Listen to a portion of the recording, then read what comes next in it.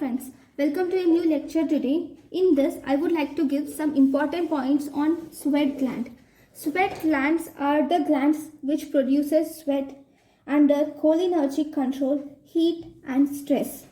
They will open onto the skin directly. They are most dense over the palms, soles and forehead.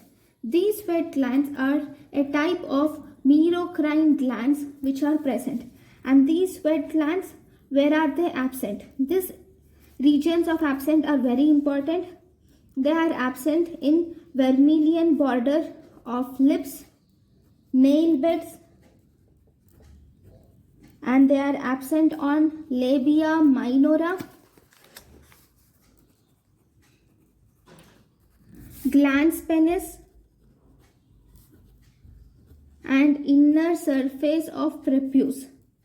Okay, these are the areas where they are absent. Right? These sweat glands can be merocrine, also called as acrine sweat glands, most commonly, and in some places they are also apocrine sweat glands. So, what you have to learn is where are they acrine or merocrine sweat glands, where are they apocrine sweat glands. In most of the places, in majority of places, these are mainly merocrine or acrine, but they are apocrine in apocrine. The apocrine sweat glands are found in axilla, groin and areola. Okay, so these everywhere in our body, they are merocrine or acrine sweat glands, but they are apocrine sweat glands in axilla, groin and areola. These apocrine sweat glands are under the control of adrenergic control. Right? Now, among all these, you should definitely remember the names of the diseases which are common in acrine sweat glands and apocrine sweat glands. See, acrine sweat glands and we have apocrine sweat glands.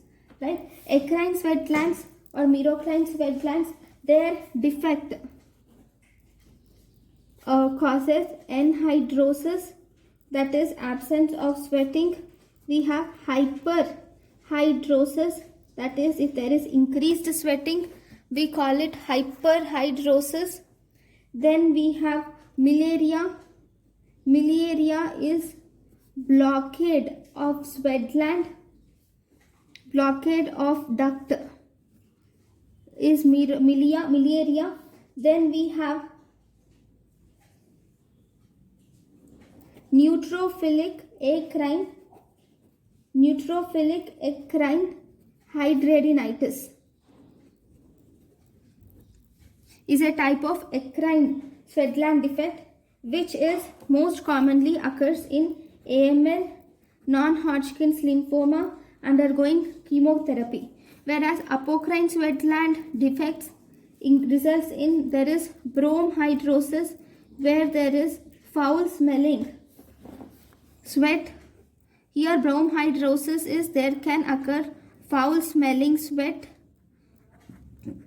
or sometimes it can cause chromhidrosis, which is colored sweat. Chromhidrosis, which is colored sweat.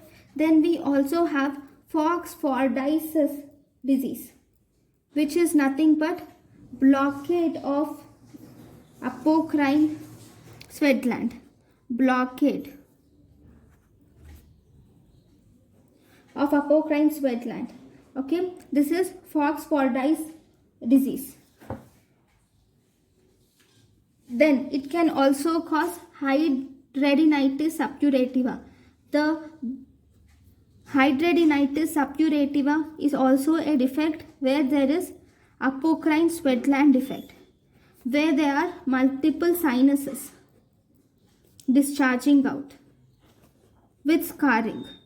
Okay, these are the different defects which you can see here in apocrine sweat glands.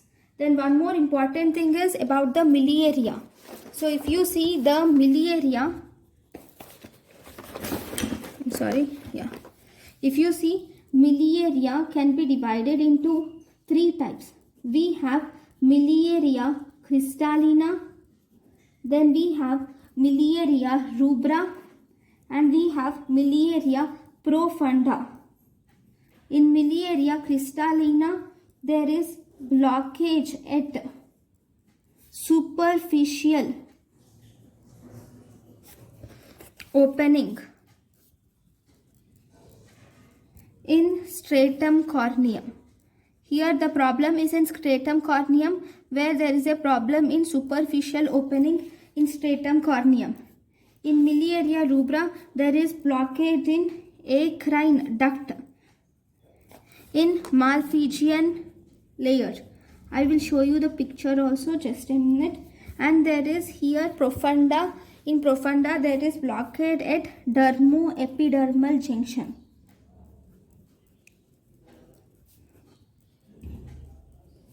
Incomplete gland. Okay, so if you see, okay, so these are the pictures which I have drawn for miliaria crystallina. So if you see, in this miliaria crystallina, there is blockade at superficial opening in stratum corneum. I'm sorry, it should be like this. And here in miliaria rubra, blockade is of acrine sweat glands in Malpighian layer. Miliaria profunda, blockade at dermoepidermal junction in complete gland.